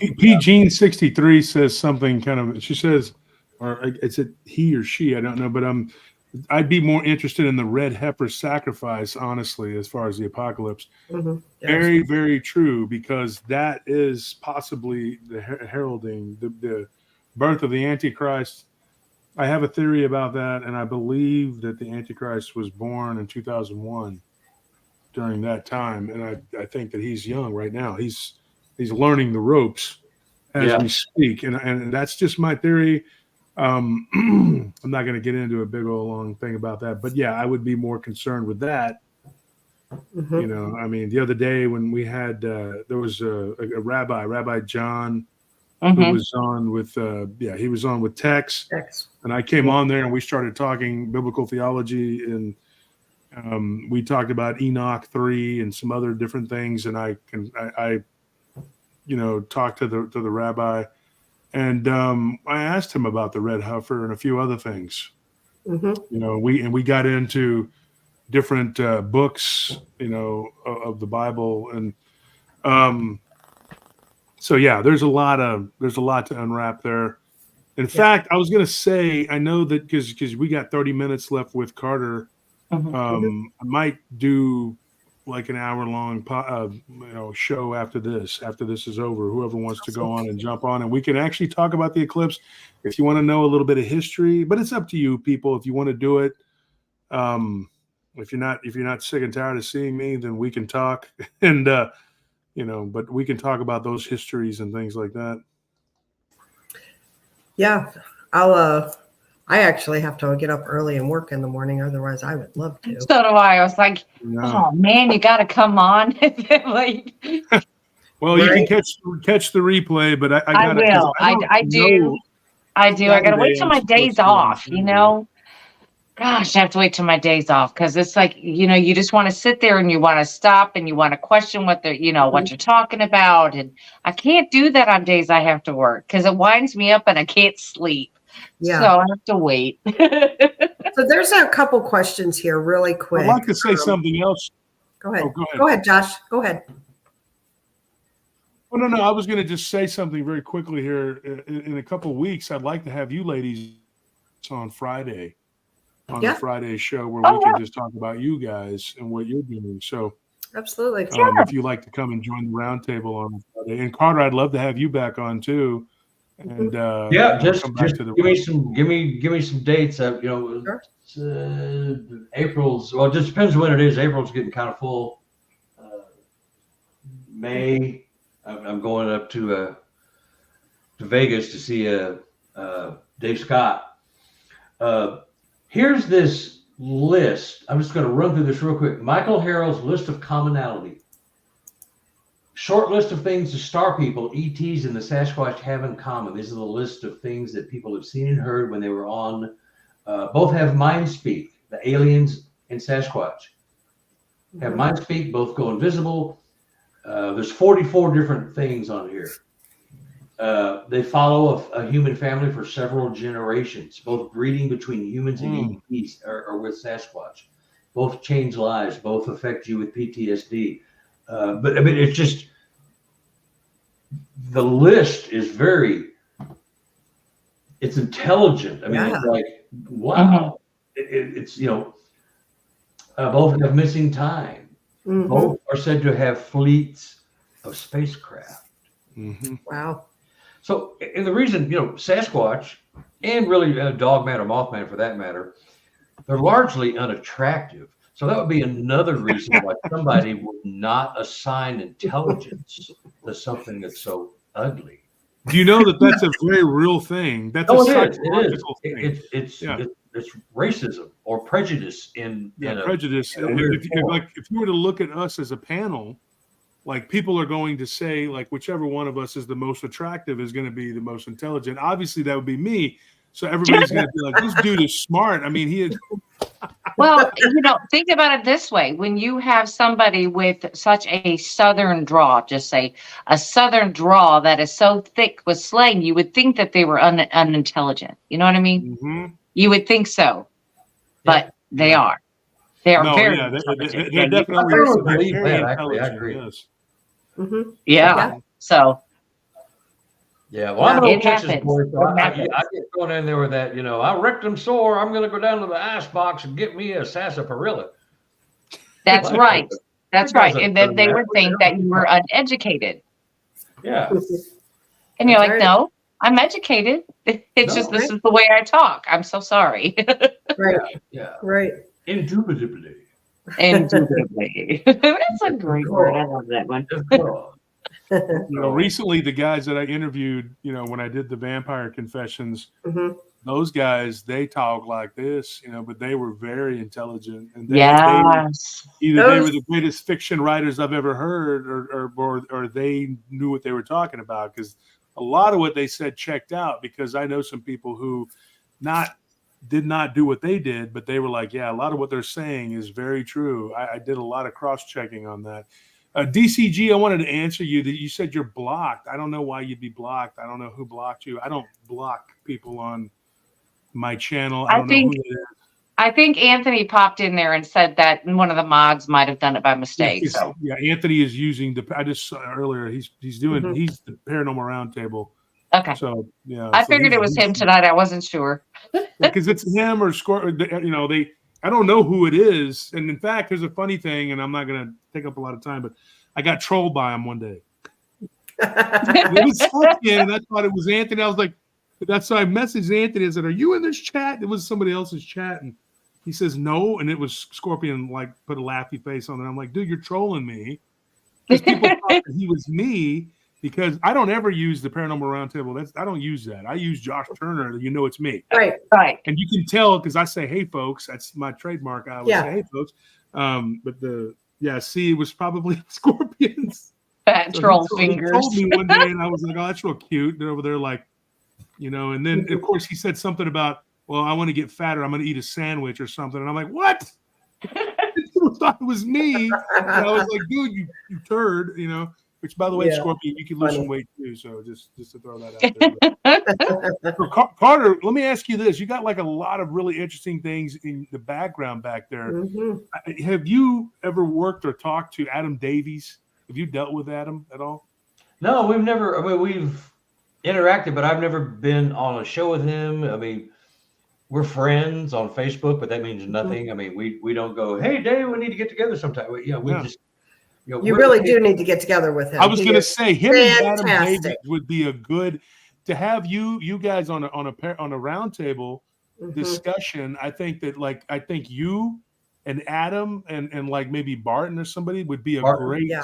set it up. I mean, I don't know why I'm going to reach out to him. I don't. I don't know. I'm not one of the cool kids, so I don't hang out with everybody. Of course you are. You're one of the Pretty cool to kids. me. I think you're great. Yeah, well, I'm just not part of the gang, you know. I mean, they all write books. I write books. We all have the same interests. We're all researching the same thing, but we're all just probably hung up in our own little loops. And we just, I know for me, I just don't get out much because I got so much going on just right here. You know, understand I that. got 5 invitations to go sit on porches with my habituation families and just sit there and experience stuff, you know. And now that I'm over COVID, I am going to go out, get out of the house, Yeah. Did you recently have COVID? Yeah, my wife and I got it in August of wow. last year. And I had my left shoulder, I had complete shoulder replacement. They cut it all out and it's all titanium. My rotator cuff. I will eat you for lunch there, Rob, on poker. I've been to the World Series of Poker twice. I'm out of that. I'm not good at poker. Either. I'm good at blackjack. That's about it. I can't. I'm good at poker. I want a really nice big hand, a bad beat. Year and a half ago, I came into a little 6-figure fortune playing poker. So I've been to the World Series a couple times. Of course, I'm still working for a living. That's how good I am. But no, I love to play cards. No, but I'd love to be in a chat where we can just have some intelligent discourse and throw stuff out. Yeah. And it's not going to be, "You're full of crap. You out of your mind." That'd be a great show. Yeah, absolutely. And for those who haven't saw, we just spent 4 days with Adam Davies at the LBL, and we did a quick live show with him. It was on that Sunday. It was like a half-hour show, but check it out, everybody who hasn't watched it, because it's pretty good. It's pretty interesting what he's got going on and stuff. So I think it'd be a great show, you and Adam Davies. You're both very animated, and when Adam was at the second conference, Adam was there and he wowed the audience. He comes out and he's like yelling and being real animated, and you can tell like him and Chad Lewis really caught my attention. I think Kevin, Chad's friend Kevin, really caught my attention because I was sitting there with Christopher Jordan's guy, and I was kind of just looking at my phone, and somebody was messaging me. I think it was Garitano or somebody. We were talking about something, and I just remember them saying that Kevin had slept in a hammock in 30 below weather, and like I immediately lost interest in everything but what was being said. Because I thought I had heard it all until I heard that. And I was like, holy crap, dude. So Adam and Chad and Kevin, they've done some crazy stuff out in the field. I mean, like crazy stuff. And I just remember Christopher Jordan's guy going, "You win, dude." Yeah, there's nobody going to top that. Like, just going to sleep out in the open in 30 below weather, and he didn't get frostbite. That was what's crazy about it. And he downplays it like, "Oh well, it's just." And they had pictures of the encampment, and so I think Chad Lewis is another one that like I think would be good to have on a panel. I can kind of envision it now. Like if you guys were at the conference, it would be an amazing panel to talk about some of these things, and you guys could do your presentations. And I don't know, I'm always brainstorming, and I love the collaborations that come out of the conferences. That's the thing. The last conference had a bunch of people that showed up, and the collaborations that came out of it were incredible. A lot of really good stuff, a lot of good work. Yeah. I get so riled up when I start talking, I just can't stop. I memean, that's, I think that's the only reason I get invited to these shows, because, well, we'll fill up an hour and a half just to set Carter 1, 2, 3, 4, go. And he's all right. We'll take a night, an hour and a half, and turn him off, and that's it. Not at all, Carter. We actually like you. So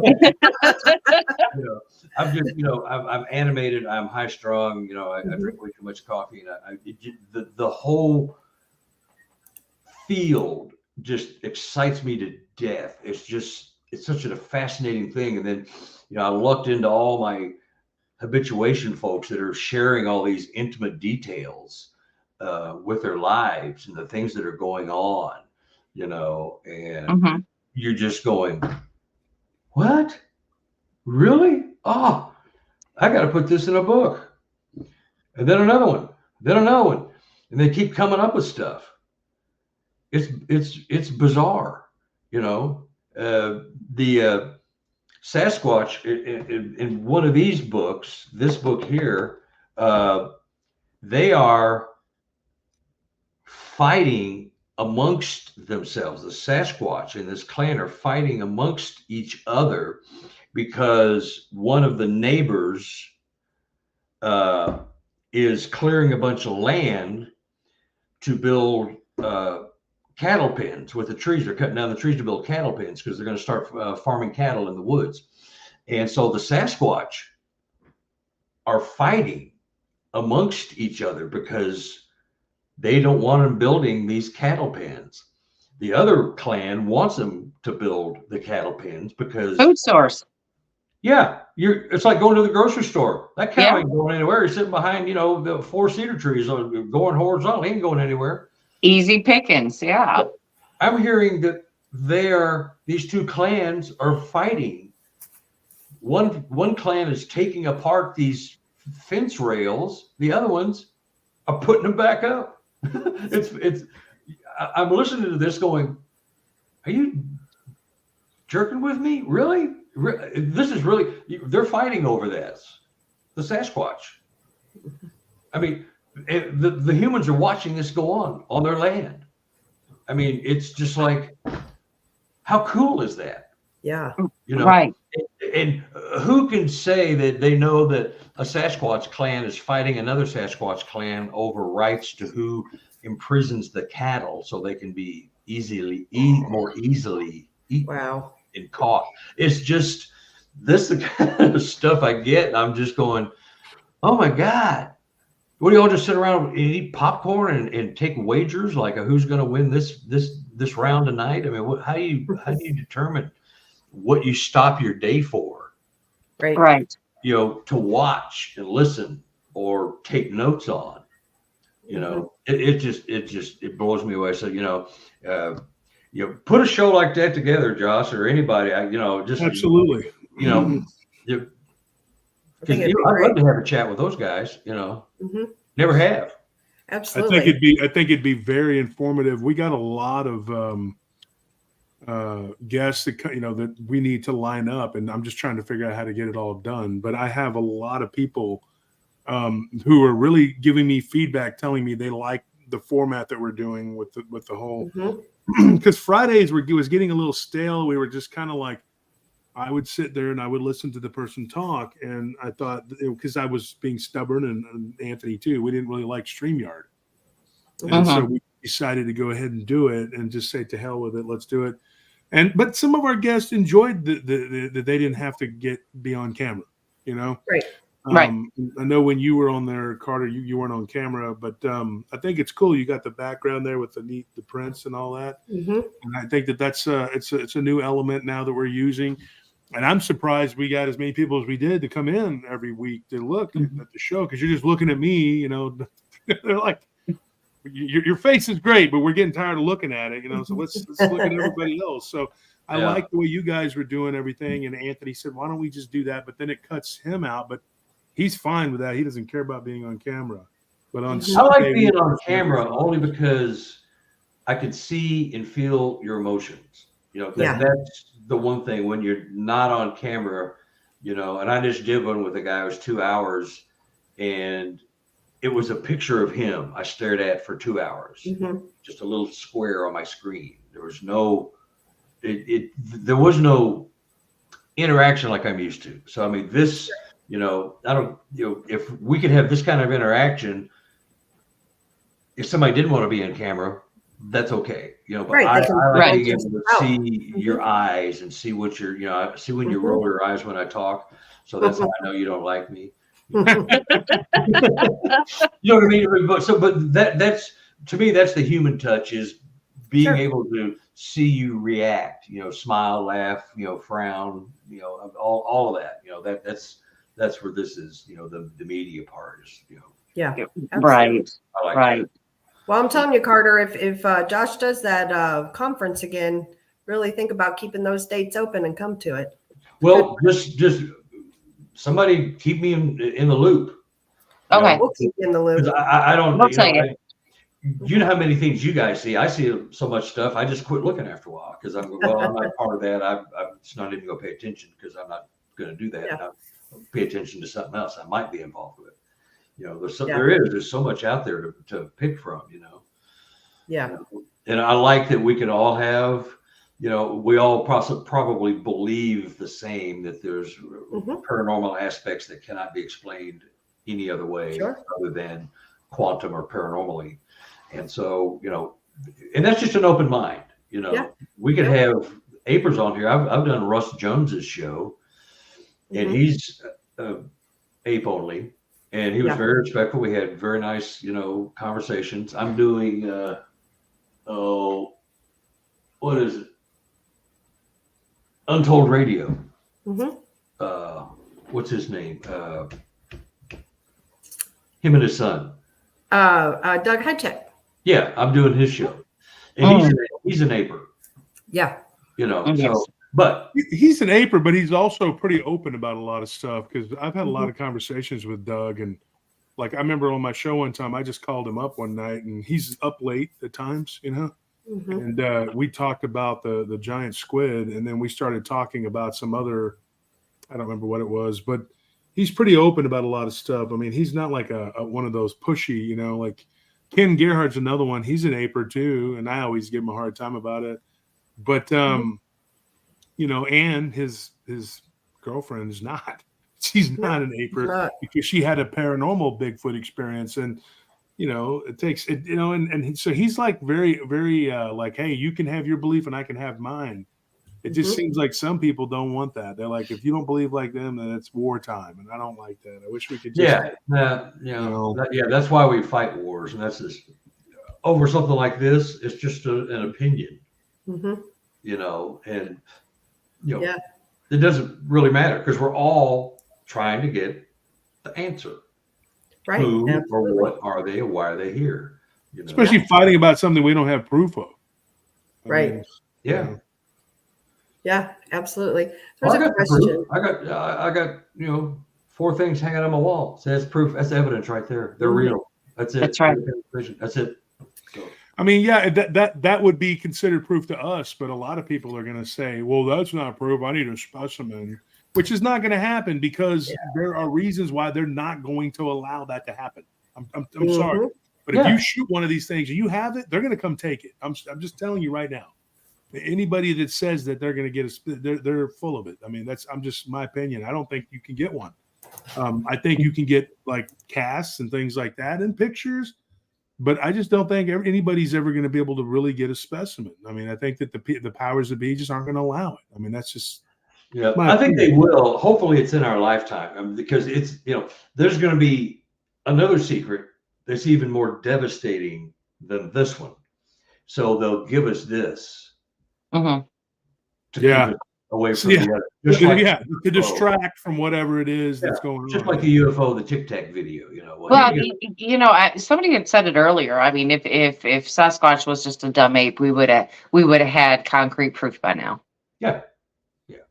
Tripping up on you just said that's why it's undiscovered, because they take them. I believe that with the giants too. I do. I believe that they take them.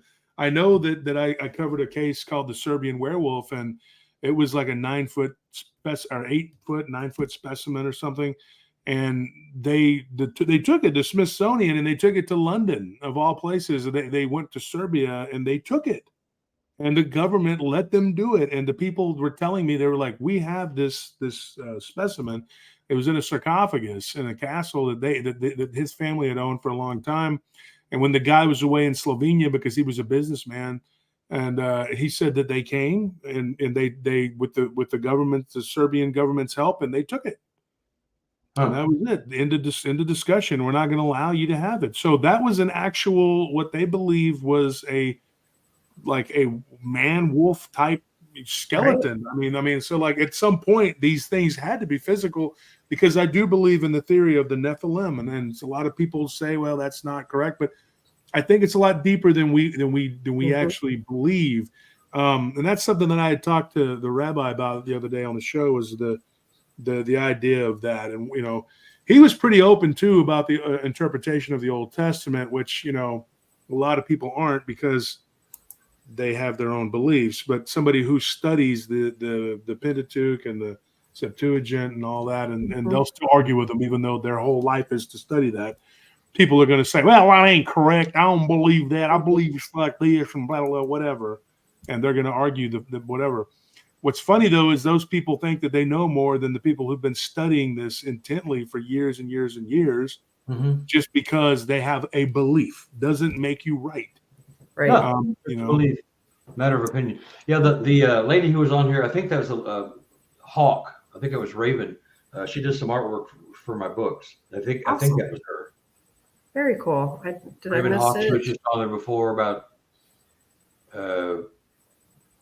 Glad you're not like some of the others in BFRO. Oh, that's our friend Hawk. Yes. Oh, that's not Raven Hawk. No. Okay. No. Well, it has the same general personality or verbiage. I mean, she. Yeah, but he did say, that when he came out about the things that he was going through daily, where he used to live at, the Apers land blasted him on Facebook. Glad you aren't like many involved with the BFRO. Yeah. Right. And there's a lot of us that are paranormal quantum believers, absolutely. In BFRO, they just keep their mouth shut. Yeah, they can't say anything. That's the problem. And that's really sad, I have, and I dare you to shut me up. I mean, go ahead, because they know, if they wanted to come forward, because I know of at least a half a dozen that have had their reports altered. Yeah. But they stay for the same selfish reason that I do. Right. Just need that one. Right. Need that one report to come in. Hawk, I want to say something to Hawk. I don't know that I don't know if you listen to my show or not. I've seen you in Barton's chat and here in Blondes and Booze. And maybe I'm not your cup of tea, and no offense if I am. There's some people that don't like me. A lot of people do, because we get people, but there's certain people, I'm not their thing, whatever. But I feel for you, because, I talked on my show one night about how when I was younger, I was being told to basically lie, to say that I didn't see what I saw, even though there were several other people that were involved that saw it too. And I feel bad that the Apers will do that. And that is a battle that I've had to fight too, is with the Apers who have come at me sideways. But believe it or not, the Dogman community was trying to mirror that. And at one time, especially back in 2019, 2020, there was a war that we fought for that. And people say, well, you're always having to fight whatever. Yes, because you have to defend what you believe in. but you can't force it down people's throats. So you have to take a stand. And when I did, the dogman community erupted on me because they were holding sway. In particular, this one guy's show was slanted towards everything is flesh and blood. And they had a group, and I'm not going to get into the name of it. I don't think it's still around. And they would attack anyone who was Christian. They would attack anyone, especially females. They went after females. And there was this one guy in particular who thinks he's the dogman whisperer who I've lampooned on my show. And he would just go off on people, man. And he ran off some of my witnesses because they had paranormal experiences that were bleeding into the dogman phenomena. And so they were vicious. Finally, I took my leave, and then when people started asking me why I wasn't in that group, I told the truth. And that started the first of the war that I was in with these guys. They went all in on me. There was a group of them, and it was for basically for control to them. It was of the idea of dogman. And so that was the first battleground. And then after I came out of that one, then the apers came for me. And they were like, well, we're going to teach you a lesson, because this ain't dogman, whatever. This is Bigfoot. And I didn't give a crap, and I didn't back down. And then there was this last war that we were in, which was just basically about people doing and saying horrible things to take people down that were, making headway.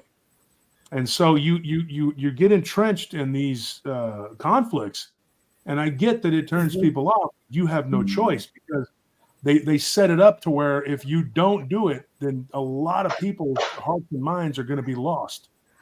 And so you have to look, this is the truth. If you don't like it, you don't like it, but you don't have to sit there and slander people because they believe the way they believe. And that's what we deal with all the time. Yeah. And eventually I believe, and I really believe in my heart, and I had this conversation with the ladies here. Eventually, I think that it's gonna settle down.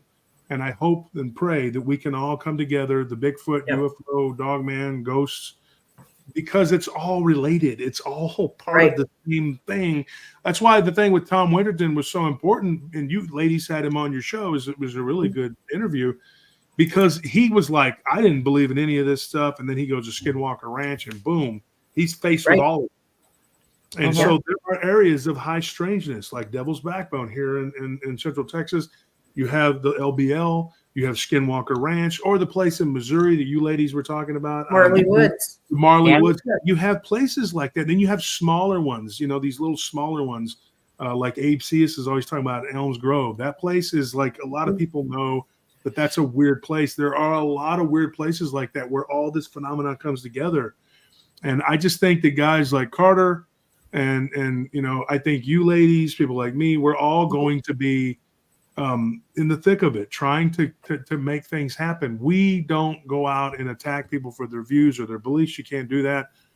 But you got to continue pushing and telling the truth. And I am so thrilled that you wrote that book about your abduction. I would love if you could get in touch with me, Carter, after this so I could get some copies of that from you signed. That would be great, because I could do those. And when you come on, I could do them for giveaways. So, yeah, I definitely am interested. I got your other books signed or whatever. Unfortunately, somebody, an unscrupulous person came in, a contractor, to do some work in our studio, and they stole at least a copy or two. Now, they were nice enough not to take all of any of them, but I think they stole a couple copies of each of my autographed books, and I had about 20 different authors in there. Oh my goodness! Wow, I've hit the big time now. That just tells me I've hit the big time right there. So I noticed your box was a little light because I saw yours was right next to Josh Cutchins and Ron Moorhead's, and so they were all three right there. And thank God they didn't take my Linda Godfrey ones. I have them here. But I was looking and I said, oh man, they got us, dude. So I got really upset, and of course I can't prove it. But never going to have a contractor in my studio again without me being there. No. Well, too bad. You remember the stack of books you tried. I won't name any names that you tried to give Brandy and I that night. We were at your studio. Too bad it wasn't those they stole. Yeah. You could have just laid them out and said, take all you want. Yeah, those actually, I was going to do a video of those. And then my wife and my nephews, my brother was all for it, but everybody else was like, of course he's going to say yeah because he's that way. But everybody else was like, no, that would be bad taste. So I was like, I didn't do that to those two particular people, but I was going to. But let's suffice it to say they are in the waste bin where they belong. So There you go. There you go. There you go. Well, we are at the 2-hour mark. Wow. We are. It's been a great show. So Carter, either you need to come back here and we need to talk about the alien abduction, or you need to go on Josh's show and talk about the alien abduction. Come on, We didn't get there. Do both. Because I was lucky. I was on the show with Bigfoot Michigan Rob, and we talked about it. So I already got to talk to him about it. So, anything's good for me. I'll watch it again. Yeah. It was devastatingly refreshing when I found out. Wow. And it explained a lot of things. Weirdness. It just explained things. And so stories and memories that I had during my childhood aren't what I thought they were. Right. And so that changes everything. Absolutely. That's not like I, got lost in the woods. I was on a spacecraft. I've been to Saturn. I've been to Machu Picchu. They were getting ready for me for breeding, So I recall all of that stuff. And it's just like, God, my childhood was so much more exciting than I remember. Right. I remember, and it's just a completely amazing story, all the way around. So you do need to tell it. Yeah. And real quick before we go, talk about this real quick. You have the docu-series coming up, Unknown Encounters, coming soon. Yes. Ed Monge, real nice guy. He's won like 80 awards for this little short film he did called Believe. Wow. He was taken. I was taken. Ron Moorhead is going to be a part of that Unknown Encounters. I'm going to be a part of it. Another researcher up in Washington State is going to be a part of it. His name's probably already associated with it. And there's 2 or 3 others. I think Ron's going to be there because of his new book, and mine. It was my new book, but it's a real experience. And Ed may tell his story too. But I think there's 5 or 6. It's going to be real short reels that will be used to try to get some funding for a bigger project. Nice. Whoever has interest in either or any of these subjects can just pick off this reel and go with it. Very cool. So very cool. Very cool. Well, we appreciate everybody tuning in tonight with us. And it was a blast. Once again, thank you for coming and co-hosting. And Carter, of course, thank you for coming on, for being a guest, because we definitely would like to have you back. Anytime, just let me know. Yeah, for sure. As long as you keep paying me $100 a show, I'll There we go. There you go. Like, that's cheap compared to what some people think they're worth. Right. Well, true. That's it. I have no illusions as to my real worth. I hear you. Tune in tomorrow night, guys. It's actually it's just Brandy and I. We're we're just gonna talk some weirdness. So Josh, you got your show coming on tomorrow night, and I know you don't usually like to say who your guest is. So you guys have to tune in tomorrow night to Paranormal Find out as well. Yeah. I like to surprise people. Yes, the element of surprise. And real quick, I want to thank Bigfoot Michigan Rob, Gary Spike Sr., JD Smooth, William Bedard, War Criminal. Thank you. Truth Walker. Then we have Paranormal Roundtable. Thank you. Hawk. Thank you. I like what Hawk just said there too. What was that? He said people need to know that no lock can keep them out of your homes. They want in, they will just appear. He's right. Absolutely. Yep. He's totally right, man. Yep. DCG, thank you. BMR again. Werewolf 5674, thank you. DCG again, thank you very much. Hawk, thank you again.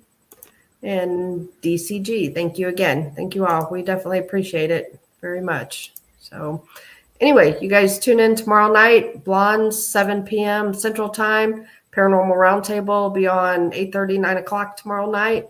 And everybody have a good weekend. And thank you. Thank you. All Enjoyed of it. you It's great. Thank you, Carter, for coming. Watching my cat. and coming on. And real quick, got one here at the end. Tito. Another good person from PRT. Thank you Thank very you. much. Really good people. Yep, we appreciate you. Definitely. And we will see you guys tomorrow night. 7 p.m. I will be doing Central. a show now. Clayton, thank you for that comment. I appreciate it. He says he loves the content. I'm going to be doing a show over there at Paranormal Roundtable. I'm here. I might as well, right? I mean, Right? Yeah. I don't have to tune work in out over- tonight. I did upper body yesterday, the night before, then the legs, so I'm good. I don't have anything to do. And my wife is forcing me to take a break from going out and doing guard checks, so I'm just stuck in the house tonight. There you go. Might as well go live. Might as well go live. Might Yep. as well go live. I love you, ladies, and Carter. Love Guys, too. Big fan of your work, man. I love you to death, man. Really, I do. Thanks, Josh. Give me a holler. Let's get that other little roundtable discussion thing with Adam, and let's get it done. We'll get it done. I'll get it something done. that'll Yep. turn some heads and get some ears. Get some thoughts going there. That's right. For sure. We can invite Ken and we could pick on him Anybody who? Yeah. and ambush him. Yeah. Right? Ken Gerhard. Oh Ken yeah, Gerhard. yeah. We'll bring him on so we can ambush him. But Ken will take it in stride, though. He's no fun. He won't fight it. Just be like, yeah, whatever, guys. Like, you want to believe? We I've need got a somebody hat who just will like his. I could dye this greenness brown real easy. And There you go. fight. All right, everybody. All right. Well, we'll see everybody tomorrow night, 7 p.m. Central. And Josh is coming on right after this. So Yeah. see y'all later. Yep. Good night. Bye. good night, everybody.